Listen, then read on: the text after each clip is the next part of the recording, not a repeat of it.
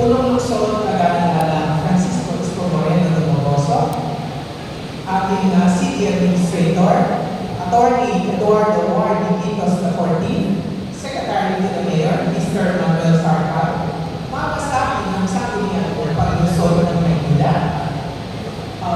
mga sa lahat ng tanggapan na lungsod at kaagapay natin hospital, sa inyong lahat, magandang umaga.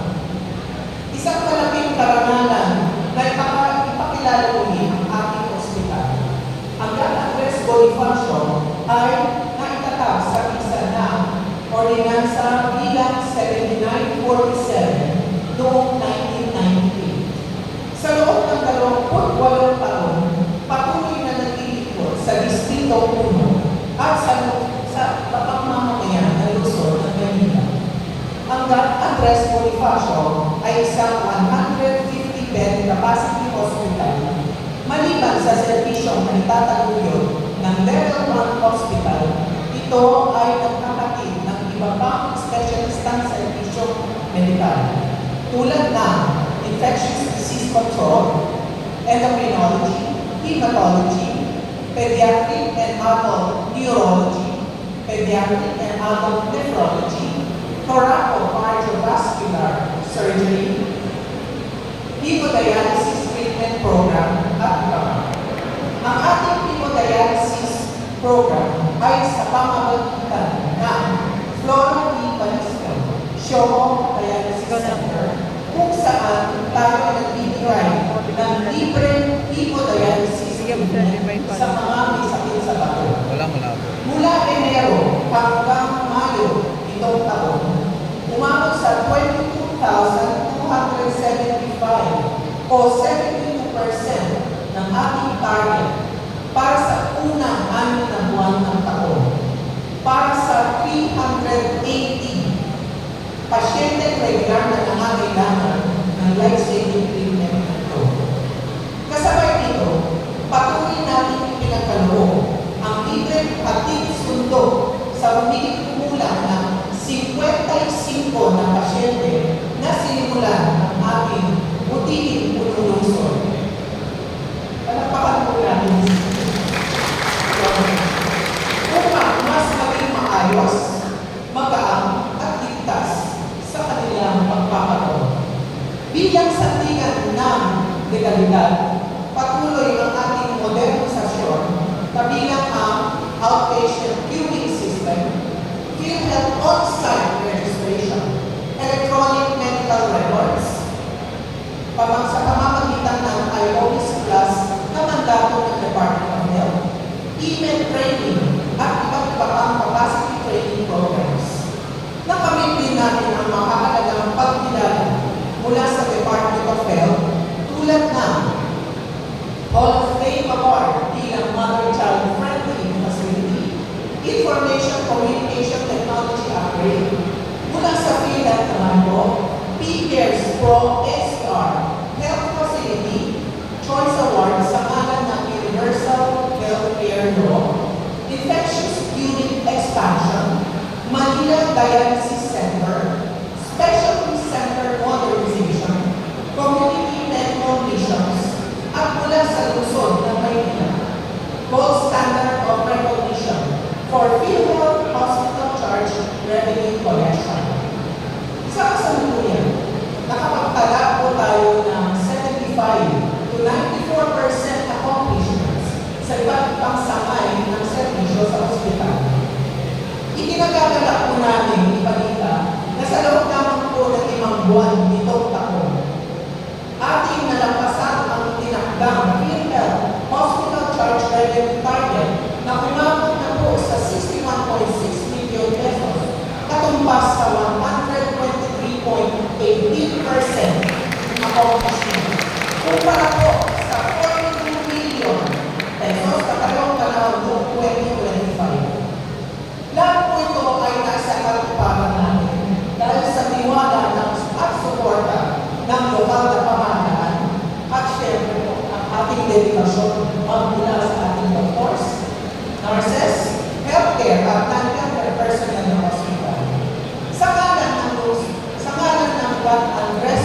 Bonifacio Medical Center, taos puso po kami nagpapasalamat sa lungsod ng Maynila. At sa puntong ito, ating pong mainit na salubungin ang ating kagalang-galang na punong lungsod, Francisco Isko Moreno Tomagoso.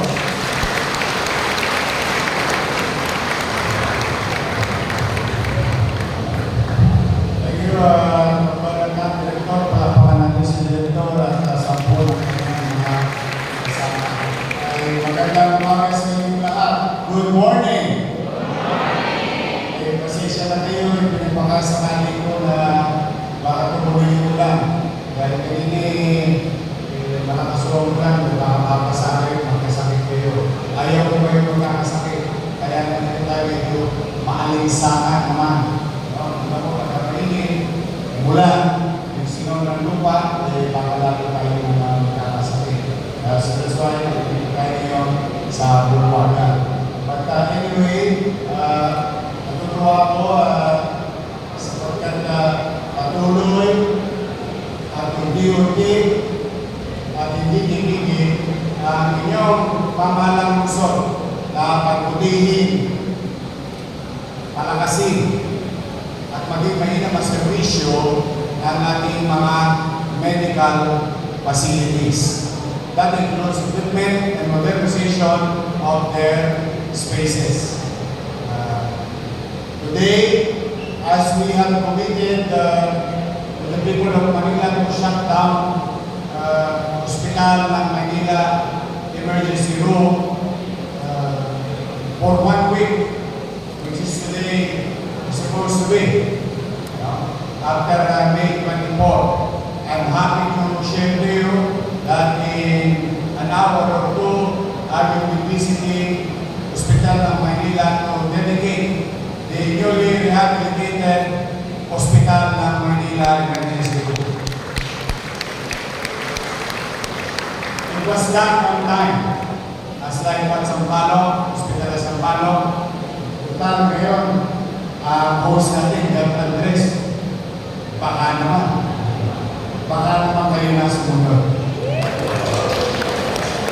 Remember now, basta kahit marami, we wanted to keep our medical and non-medical frontliners in our health facility to have a conducive, healthy, working place, adapting to existing new technologies to keep them safe and their patient. So, kaya po natin kayo, health center, hospital, and other medical equipment which we just approved last month of the release of additional 200 billion pesos of different medical equipments that will be provided to our medical institution. So sa mga taga-Maynila, ay patuloy tayong mamumuhunan na palakasin yung ating mga healthcare institution. So, paalala ko lang, ngayong Hunyo ay may kampanya ang Estado at lokal na pamahalaan, yung ligtas-ligtas. So, mangyari pa, may mga kilala kayo magtungo na sa mga ospital, katulad ng Gatanglas Bonifacio, at sa health center natin para sa pagpapakuna ng ating mga bata sa lungsod ng Maynila. Then, I would like to recognize the members of the City Council, pakapakan natin sila. At lahat kayo, ngayong lingkod to, masusubukan na natin yung sakripisyong ginawa ninyo diyan sa paligid ng City Hall. Natutuwa naman ako dahil mabilis nagagawa ang bawat porsyon. Testing na natin kung totoo pa o pwede ba. At kung kulang pa, we will continue to develop our training system outside of City Hall. But we started in our own backyard. Sa patuloy mismong loob ng paguran natin. So to the Gat-Andres, public servants, thank you very much for delivering quality service to our Tondo, Gat,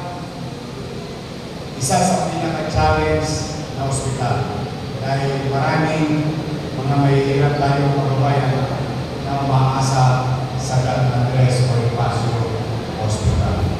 Kaya wala akong ibang ipakikiusap sa inyo is gawakan nyo lang ang inyong damdamin, luwagan ang inyong puso, at panggawa.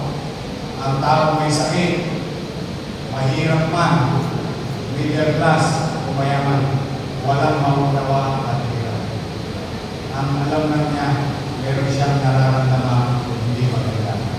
Kaya yung pakikitungo, minsan nakadalawang talaga yun. Kapag nakikita nila na tunay ang ating pagmamalasakit at paglilingkod sa ito. Please always smile. Show your beautiful teeth, your tantalizing eyes. When you see a patient, like we're trying to do here, is really understand and accommodate them accordingly.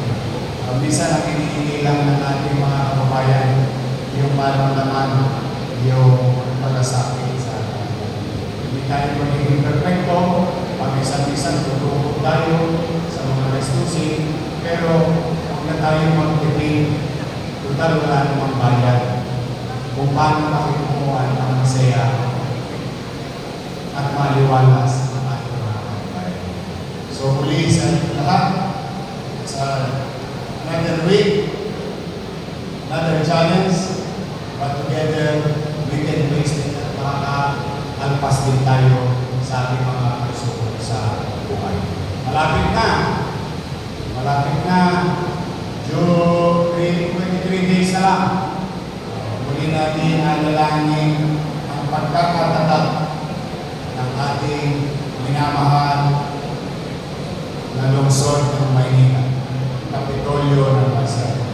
Let the city of Manila be and continue to be the beacon of hope of real public service and be the window of opportunity for others and the people of Manila. So magandang araw. I love you. Mag-iingat kayo. Huwag kayo magkasakit. Alagaan niyo ang inyong sarili at gabayan naman kayo ng buong. Maraming salamat. Manila!